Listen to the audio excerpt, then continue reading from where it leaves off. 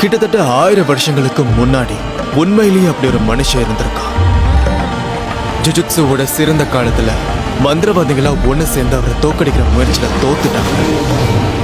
சுக்குனாங்கிற பட்டத்தோட இருந்த அவனோட சமாதியில இருந்து ஒரு பிடி மண்ணை கூட எடுக்க முடியல. அப்போ உங்க 2 பேர்ல யார் சக்தி வாய்ந்தவங்க? இது ஒரு நல்ல கேள்வி. சுக்குனாக்கு அவன் சக்தியெல்லாம் திரும்ப கிடைச்சிருச்சுன்னா அவன் ஒரு கடுமையான போட்டியை கொடுப்பான். நீங்க தோத்துருவீங்களா? அதுக்கு வாய்ப்பே இல்லை.